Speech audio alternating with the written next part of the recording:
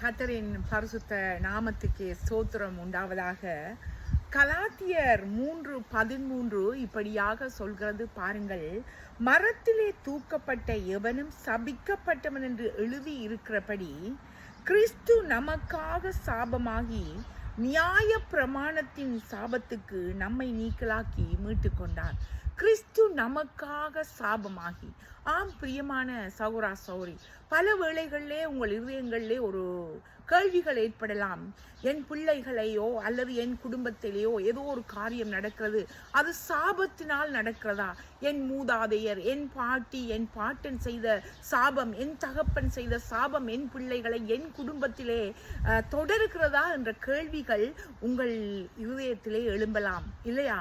ஆனால் பாருங்கள், வேதம் என்ன சொல்கிறது?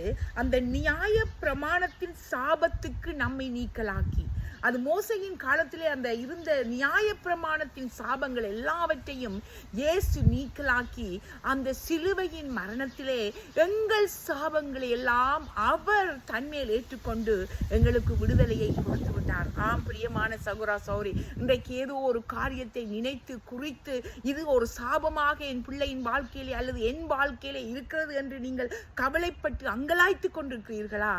கவலைப்படாதீர்கள். உங்கள் சாபம் எல்லாவற்றையும் இயேசு கிறிஸ்துவானவர் அந்த சிலுவையிலே ஏற்றுக்கொண்டு உங்கள் சாபம் எல்லாவற்றையும் அவர் சுமந்து கொண்டு உங்களை சாபத்திலிருந்து நீக்கிவிட்டார். ஆமேன். இதற்கு நாங்கள் என்ன செய்ய வேண்டும்? முழு உள்ளத்தோடு முழு பலத்தோடு கர்த்தரை என்னும் அதிகமாக நாங்கள் சேவித்து அவருக்கு ஆராதனை செய்து அவரோடு உறவாடும் போது எங்கள் வாழ்க்கையில எந்த சத்துருவின் வல்லமைகளும் எங்களுக்கு எதிராக வேலை செய்ய முடியாது.